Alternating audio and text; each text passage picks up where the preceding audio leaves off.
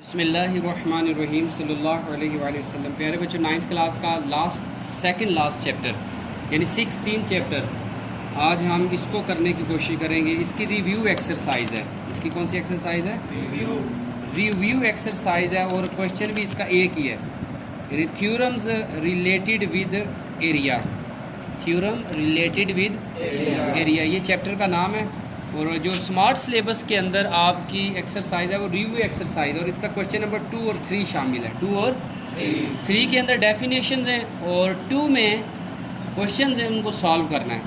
बड़े ही simple question है। सबसे पहले उन्होंने एक हमें, बल्कि एक क्या, चारों ही फिगर्स दी हैं, मुख्तलिफ शेप्स की फिगर्स हैं। जैसे पहली फिगर जो दी हुई है ये है रेक्टेंगल फॉर्म में। कौन सी फॉर्म में? रेक्टेंगल क्यों किसे कहते हैं? रेक्टेंगल की डेफिनेशन क्या है? इसकी दो साइड इक्वल हों या इसकी कॉरस्पॉन्डिंग साइड्स इक्वल हों, आमने सामने वाली साइड्स इक्वल हो। ये 3 है तो ये भी 3 हो, ये 6 है जो ये भी, यानी ऑपोजिट साइड जो कॉरस्पॉन्डिंग ऑपोजिट साइड्स है ना वो इक्वल होनी चाहिए। और एवरी एंगल 90 डिग्री होना चाहिए। Every angle 90 degree. 4 इसके अंदर एंगल है, चारों 90 डिग्री हो, चारों 90 डिग्री। ये रेक्टेंगल है। इसका एरिया होता है, फार्मूला इसका एरिया याद करना है आपने। एरिया निकालना है, find the area of the following. तो बुक आप सामने रखेंगे, जो बाद पे ये वीडियो देखें यूट्यूब चैनल पर तो वो लाजमी आगे बुक रखिएगा, क्योंकि हम क्वेश्चन यहाँ नहीं लिख रहे। तो एरिया फाइंड करना है, रकबा मालूम करना है। कोई भी प्लाट हो सकता है रेक्टेंगल फॉर्म में। तो अगर आप किसी प्लाट की पैमाइश करना चाहें और वो रेक्टेंगुलर फॉर्म में हो, यानी उसकी आमने सामने वाली साइड्स इक्वल हो, तो आप ये फार्मूला लगाकर उस पूरे प्लाट का रकबा मालूम कर सकते हैं चंद सेकंड में। चंद सेकंड में आप उसका इस फार्मूले के ज़रिए रकबा मालूम कर सकते हैं। अब है एरिया ऑफ रेक्टेंगल। सिर्फ मैं यहाँ एरिया लिखने लगा हूँ, आप लिख सकते हैं एरिया ऑफ रेक्टेंगल। अब एरिया ऑफ रेक्टेंगल क्या होगा? यह है length multiply breath. Length multiply width भी कहते हैं, ब्रेथ भी कह लें, ठीक है। लंबाई चौड़ाई भी मैं यहाँ लिख रहा हूँ, या इसको लिख लें L मल्टीप्लाई W लिख लें, ठीक। विड्थ भी कहते हैं और ब्रेथ भी कहते हैं, यानी चौड़ाई और लंबाई। L लंबाई और W चौड़ाई। लंबाई ये है, ये क्या है इसकी लंबाई, और ये क्या है चौड़ाई। तो ये है 6 लंबाई, चौड़ाई हाइट कितनी है 3, कितना आ जाएगा 18। अब ये उन्होंने सेंटीमीटर में ये दिया है, तो ये सेंटीमीटर स्क्वायर होगा, क्योंकि एरिया स्क्वायर में होता है, वॉल्यूम क्यूब में होता है। वॉल्यूम 3 साइड्स होती तो हम क्यूब में लेते। अब ये 2 साइड है तो इसको सेंटीमीटर स्क्वायर लेंगे। ये पहले का आंसर है। सेकंड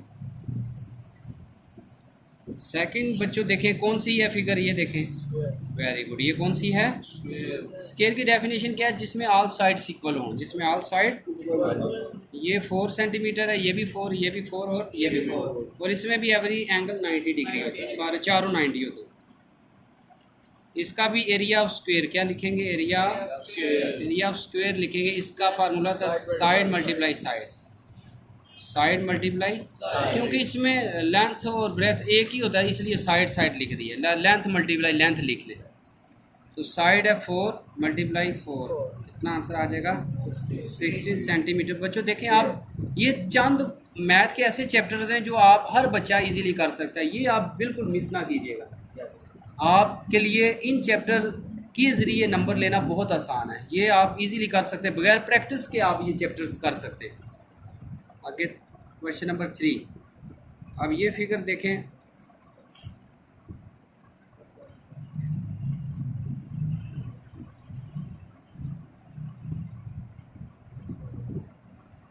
अब देखें ये अंदर ट्राइंगल है और ये जो फॉर्म है ट्रेपेजियम की थोड़ी फॉर्म है, उस फॉर्म में बन रहा है 4 सेंटीमीटर और ये 8।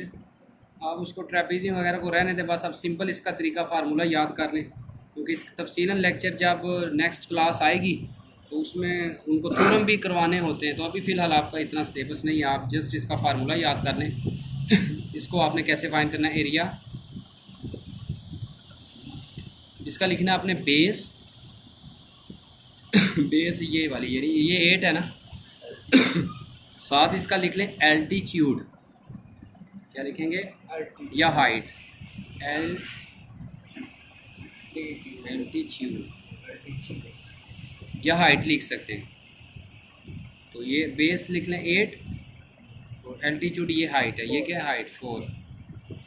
आंसर कितना आएगा 32 सेंटीमीटर स्क्वायर, ये एरिया आ जाएगा। लास्ट क्वेश्चन है, ये 2 ट्राइंगल हैं इसमें,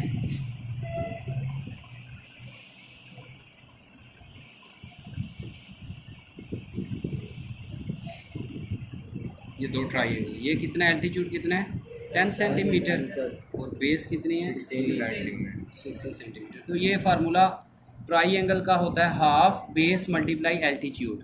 इसका फार्मूला होगा हाफ बेस यानी हाफ इंटू, हाफ का मतलब है 1/2 इंटू बेस मल्टीप्लाई एल्टीट्यूड या हाइट।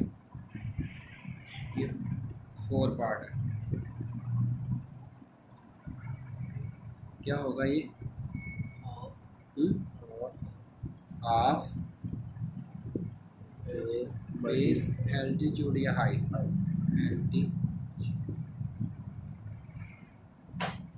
बेस क्या 16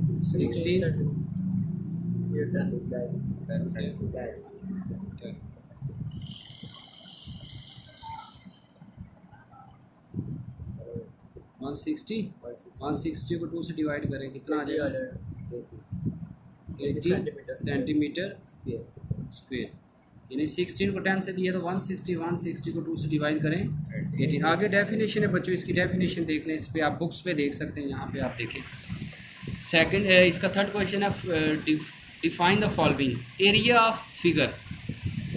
कोई भी फिगर है, जैसे आपने ये फिगर्स थी ना, इसका एरिया क्या होता है, तो आप जानते हैं एरिया फिगर क्या होता है, जो भी इसके अंदर इनक्लोज्ड होता है, जो बंद होता है, इसी का आपने फाइंड करना होता है ना। ये डेफिनेशन एरिया फिगर मींस का मतलब है, यानी एरिया फिगर का मतलब क्या होता है, रीजन एक इलाका इनक्लोज्ड जो बंद होता है बाय द बाउंड्री लाइंस, क्या है ये बाउंड्री लाइंस, इनसे बंद होता है, ऑफ अ क्लोज्ड फिगर, और ये बंद एक फिगर होती है। फिर सेकंड डेफिनेशन है triangular region. A triangular region यानी ट्राइंगल की तरह का जो रीजन इलाका हो। ट्राइंगल का रीजन कैसे होता है, इस अंदाज का। A triangular region means the union of triangle and its interior.